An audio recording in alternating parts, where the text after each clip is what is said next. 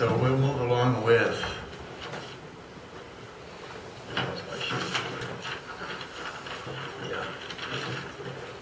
people who would like to support. We will hear from them. And are you going to call them as you have listed there?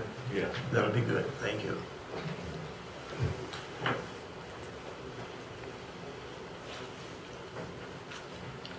First, we'll have Gerald Baker. He has 8 minutes.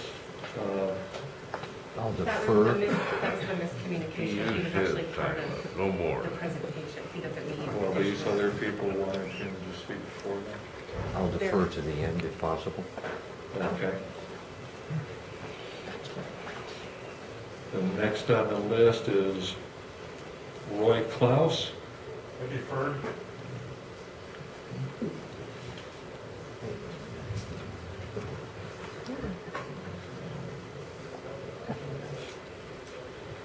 Okay.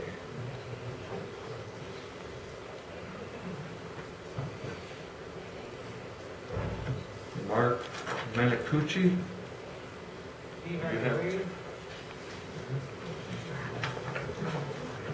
Martha Eden. Come forward, please. She has 4 minutes.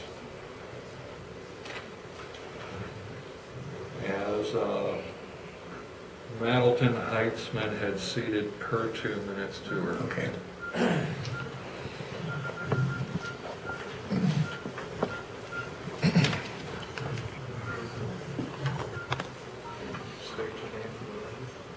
My name is Martha Eden. Do you solemnly swear the testimony you're about to give is the truth and the whole truth? I do. Commissioners and audience, I'm Martha Eden. Thank you. I'm a 34-year resident of the East Mountain and Estancia Basin, including 20 years living at the corner of 217 and 66. I currently reside in Torrance County, approximately 1 3/4 miles as the crow flies from Founders Ranch. I've been a realtor in the East Mountain and Estancia Basin area for 12 years. I was previously employed in financial markets as a financial analyst, using statistical data to identify and predict and understand economic and financial trends. I'm also, in the interest of full disclosure, I'm a lifetime member of SASS, where I thoroughly enjoy the sport of mounted shooting. And one of the subjects that has come up in this whole discussion is what has happened to property values as a result of SASS's presence in the South 217 area. So being a realtor, I was able to take MLS data and do an analysis of property values in that area to see if there's been an adverse impact since SASS located there. I used the Albuquerque metro area MLS map to pick the geographic areas to be addressed.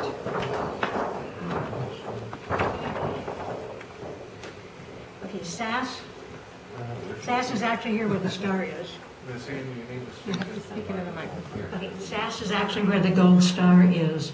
That's area 260. And for comparison purposes, I used property values in 250, which is north of I-40 and would not be impacted at all, but is a similar geographic area in many ways. I also used Sandia Mountain Ranch, which is actually in area 240, because it does border Highway 217 on the west side. So I have a representation of affordable housing. I took out mobile homes and included them as a separate area. I have medium-priced homes, and I have the high-end homes in Sandia Mountain Ranch. Well, we try.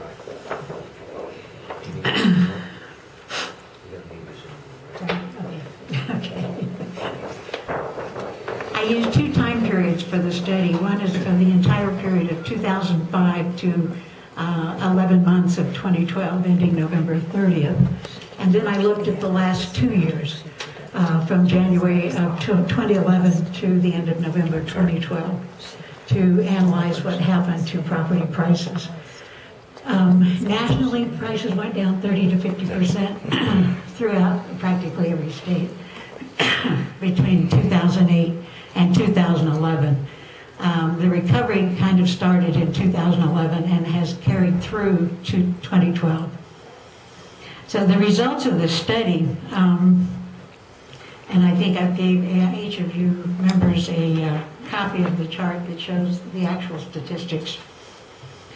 The results of the study are unambiguous. Prices have risen more in the area south of I-40 than they did in the area north of I-40 for all types of houses, mobile homes, mid-level houses, and high-end houses. In the recovery years, the recovery in the south of I-40 area and in Sandy Mountain Ranches was far more vigorous than in the area north of I-40. In fact, Sandy Mountain Ranch, if you look through the entire period, and this is an area that would be severely impacted if property values were going down. And in fact, prices were up 30% for the period. Thank you, Martha. Martha. Do they have a copy? The next speaker is Ray Seeger. He has 6 minutes. He has been ceded time by Wayne Hedge, Kathy Shute, and then his own time for signing up. Thank you. Just a second. Oh, speaker in on the record. Raymond H. Seegers. Ray. You solemnly swear to tell the truth, the best of your knowledge.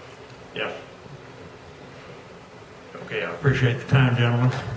I'm a neighbor of SASS. I'm a real estate broker out here, and I've reviewed Martha's statistics, and I fully agree with what she has said, and I want to point that out. I've been a broker in the area for 38 years. I've been a resident of Torrance County for 34 years. I live 1.3 miles from the SASS project, and I live in a direct line. My house lies in the direction they shoot. And can I hear them? Barely. I can get up if I'm outside, and I can hear the guns going off. I've got a lot of neighbors in that area that are very much in favor of SASS, and none of them ever tell me they're bothered by it. I'm certainly not bothered by it, but I do think that it's important, as they pointed out, that rogue shooting area. In the 38 years I've been here, a lot of shooting goes on over there. It's a piece of BLM land. People look on a map, they come out from the city of Albuquerque, Bernalillo County, and it is a dangerous, messy area. It's also full of old mine shafts, which are now filled, but that's why people do shoot there. It's a fairly safe place for that to happen, simply because there's a big hill and the mine shafts to shoot into. But I would say that every single weekend of my residence here, with the exception of when we have 2 foot of snow, somebody's out there shooting, Saturday and Sunday. And it's not always safe people. There's a lot of trash out there. It seems like folks that come out there bring beer bottles and everything else. And they shoot them, and it's really wasted. So when I hear somebody shooting there, I have no idea which direction they're shooting. And what I think you're going to find, it's starting to turn down now. And I believe SASS is part of the reason that type of, it's not illegal shooting. And actually on BLM you can go do that. But now we have a safe venue, and a lot of people are trying to use that safe venue. Most of my neighbors I passed on the way out here today, they were all going to work. But a lot of those people cannot be here. They can't get off work.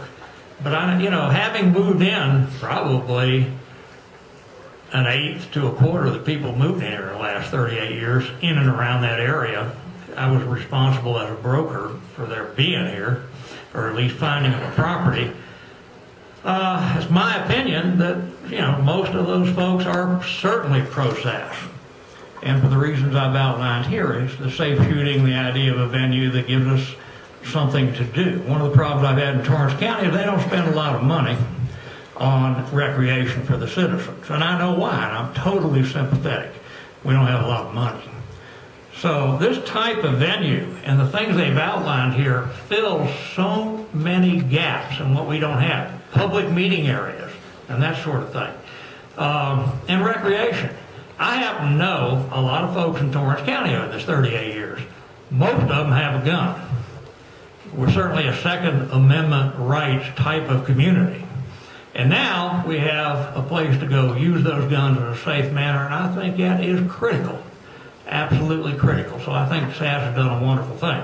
As far as our equine adventures go, I'm a member of SASS. I'm a life member now because I thought it was such a good thing. And I take part in their mounted shooting courses, and it gives me something to do in that horse I feed, you know, which I appreciate. One thing Torrance has done, they created a park out here, and it's supposed to have a shooting venue, but it's run by a club, costs $120 to join, and that's okay. You got to be an NRA member to use it, and I think that's a fine thing, but a lot of people can't afford it, and a lot of people are casual shooters. A lot of us want to shoot once a year to go sighting our deer rifle or that type of thing, and that doesn't become available to us. It sounds like a lot of the areas around SASS would be available.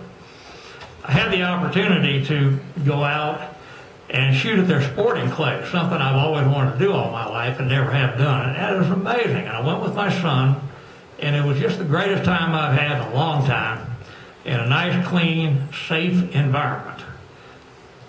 And I do buy into about everything I saw in terms of their studies of the decibel level and that sort of thing. I ride my horse all over that country, and SASS is banging away.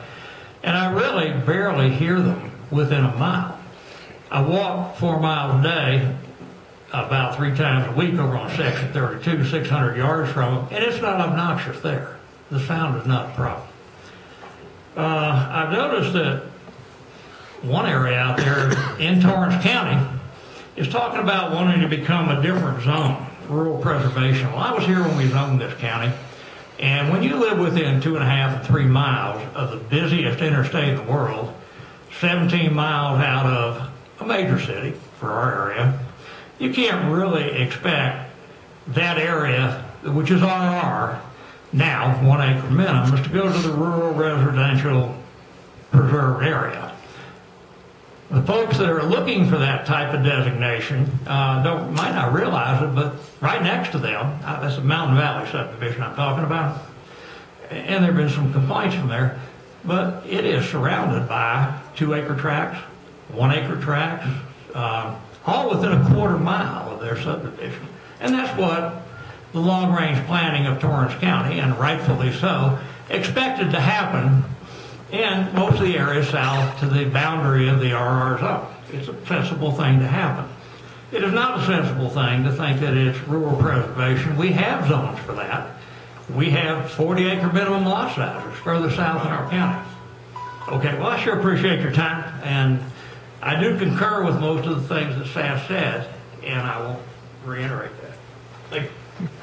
Thank you, sir. The next speaker is John Devaney. He has 2 minutes.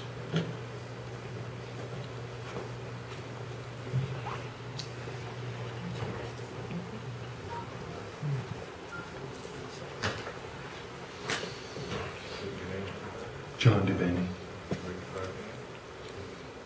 You solemnly swear the testimony you're about to give is the truth and the best of your knowledge? I do.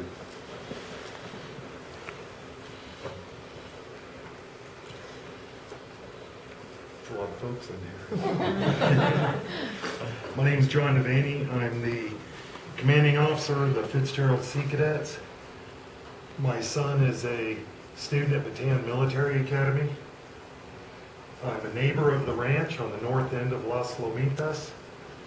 That's the best of my knowledge, the hill that they shoot into ends at 66, and that's where I live. So, the Fitzgerald Sea Cadets are a new Sea Cadet unit. We are a fighting CB unit, and SASS was instrumental in helping us start that unit.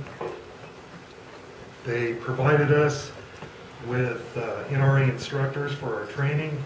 Our very first drill weekend, half our students shot guns for the first time. They allowed us to stay on the ranch and never charged us for any activity. The kids need this facility. They need this experience. In some cases, it's the only thing that's between them and drugs and gangs. As a neighbor, I've never experienced anything but accommodation and politeness from SASS and Founders Ranch. And the Sea Cadets need this facility to function in our training capacity. Thank you very much. And thank you, sir.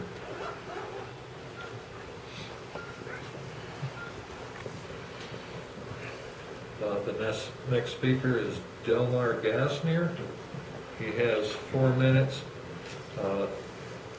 seated by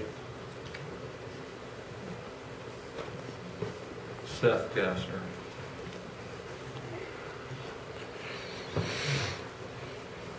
Delmar Gassner. Do you solemnly swear the testimony you're about to give is the truth of the best? Good morning. Thank you for this opportunity. Just for the record, in open disclosure, I am not a member of SASS. I have never been a member of SASS. I am a resident of Edgewood, and while I'm not that close to the range, I am within the fallout area as described by Mr. Baker of the Rogue Range. And so my children and grandchildren who live next to me, on behalf of them, I'd like to see this special use district approved so that there is a safe alternative to those kinds of activities. I want to bring forth an aspect that's a little different. It's close to me, it's close to my family. My family has been largely employed by either military or police, law enforcement. My nephew is still active law enforcement. Some of us are getting older and retired. I'm a retired Air Force officer. One of the things that there's in short supply is a place for them to practice and train and qualify. And we ask a lot of those folks in uniform. They put their lives on the line for us.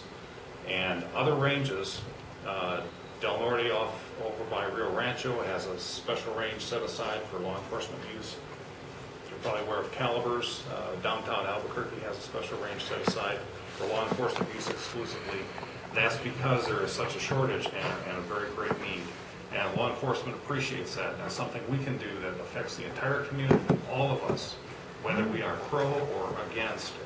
This is a positive impact to the community. Another aspect they talked about, the concealed carry licenses. You know, concealed carry is something that has greatly increased in the nation. We're up to 49 states that have some form of concealed carry authorized. A place to shoot, a place to practice, a place to train and be informed and properly trained is very important to that aspect. Is that important to the community? It is. If you look at the FBI statistics on violent crime, it is a direct correlation. Crime has gone down year after year as the concealed carry permits have gone up. From the high of 1991, violent crime has been reduced by about 37%. Those are things that are important to the community. It's important for all of us to support those kinds of things. This fits in with this community. It fits in with the lifestyle that we have out here as New Mexicans and residents of this county and this area. So, thank you for your time. And thank you, sir.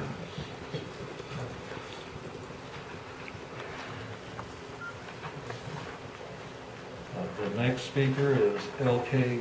Gaffin.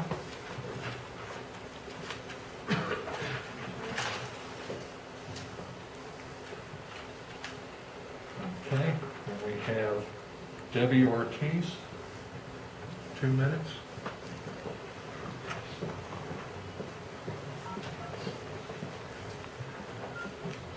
Good morning. Debbie Ortiz. Do you solemnly swear that the testimony you're about to give is the truth and the best of your knowledge? Thank you. Good morning, Commission. I'm Debbie Ortiz with the Moriarty Chamber of Commerce. I'm also representing the Edgewood Chamber of Commerce and our businesses within the two communities. SASS has been a great asset and are very good partners with us as far as participating in our local activities. My businesses that I was able to visit with, our hotels, our restaurants, all see an economic impact during the time that we hold these events. If it's done the way the Whittington Center is done in Springer, we will have an amazing facility here. It's something that we need, it's something that we want, and it will bring much more economic impact to our area. Thank you. Thank you, Debbie.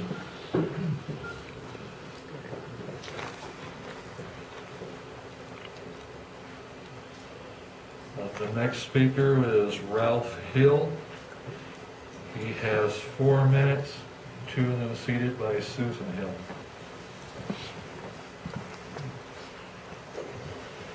Ralph Hill.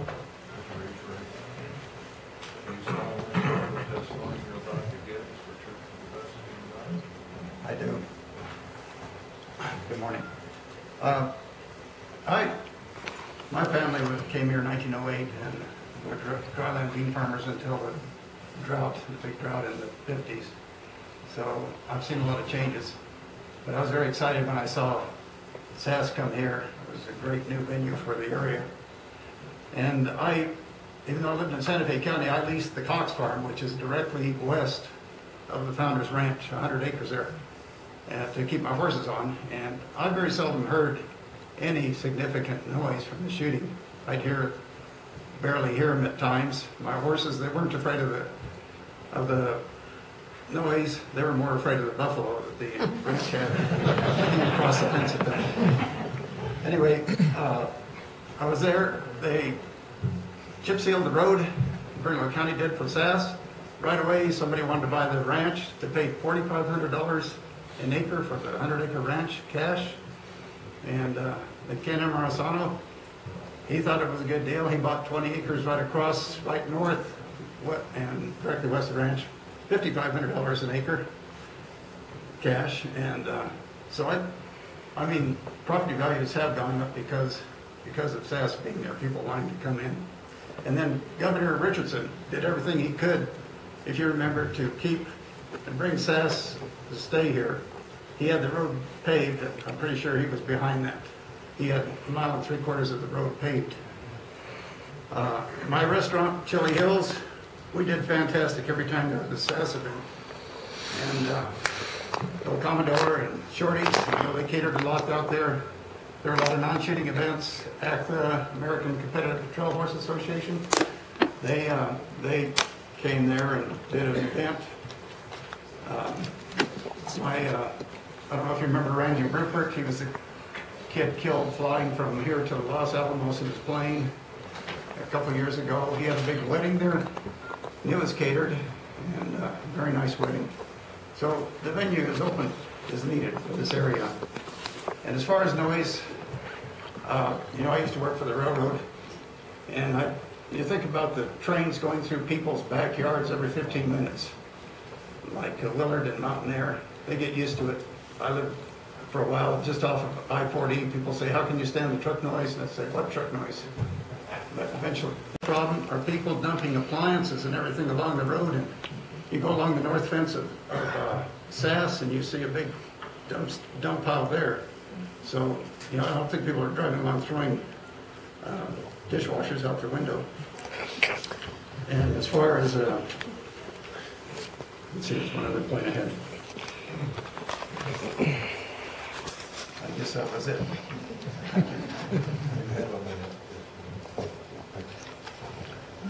And thank you.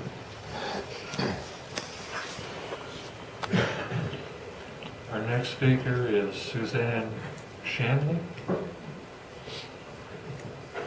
She has 2 minutes.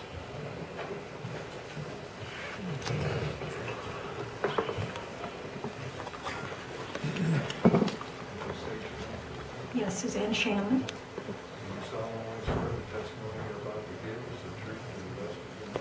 Yes, sir. I thank you for allowing me this time to speak. Just a little bit about myself. I was raised by a father who was a Mexico State mounted patrolman. So I was raised with guns and horses all my life, and that was a big draw for SASS. I was really interested in it. And plus, I love John Wayne, so that really was a bonus for me. So we owned a restaurant in Torrance County, and when SASS first moved to this community, the restaurant business started picking up and more people started coming in, and the caliber of people were so great, and it boosted everything. The restaurant made some bills that we were really struggling with, and our employees made more money, and everybody was just having a good time. I never before got people to want to work extra shifts, and boy, when SASS came to town, they wanted to work extra shifts. So it's a benefit to everybody. There's so many things that the community can benefit from. The kids can do so many different classes if we can just go ahead and agree to allow this extra use. Thank you for listening. Thank you, ma'am. Ryan Shannon. He has 2 minutes.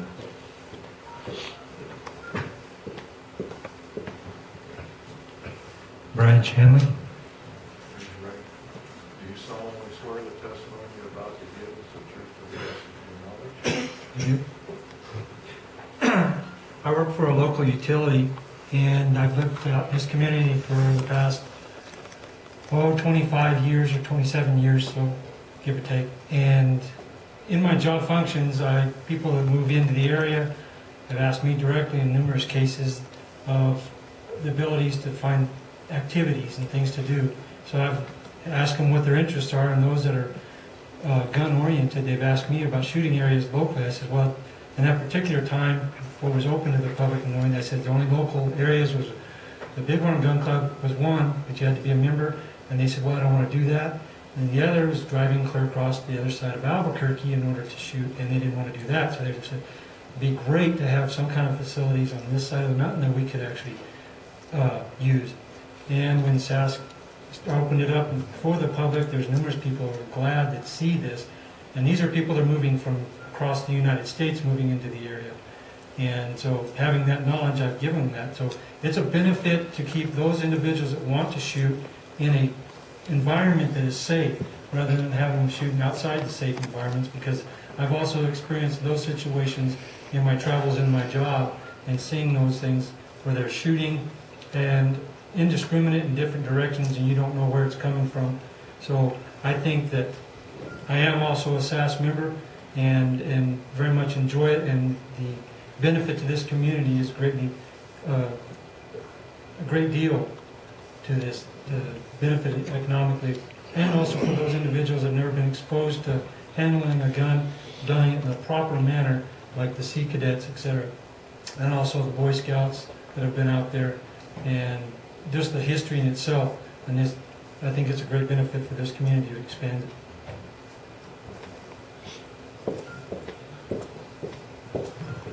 Thank you, sir.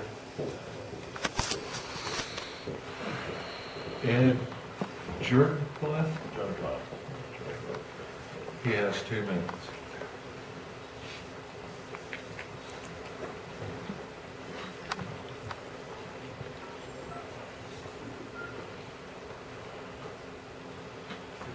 At John Bluff. Do you solemnly swear the testimony you're about to give is the truth to the best of your knowledge? I do. Mr. Chairman, members of the Commission, thank you for this opportunity. As a former tourism director for the state of New Mexico under 2 governors, Governor Anaya and Governor Carruthers, I want to speak to economic impact. I think what you have with SASS is the proverbial economic bird's nest on the ground. You have something here that many counties and communities in this state would love to have, the potential for economic development and growth and the dollars.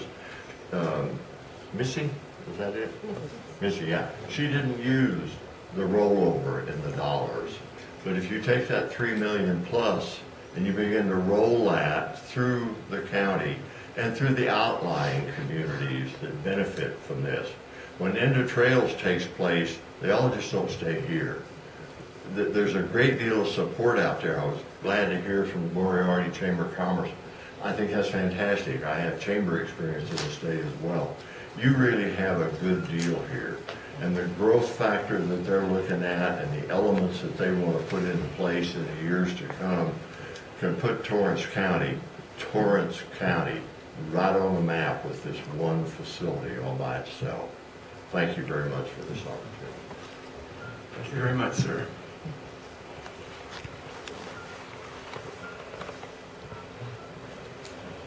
Okay, that's it for those in favor of the application. All right. You can see their time. I want to thank all of those. Indicated that they wanted to speak.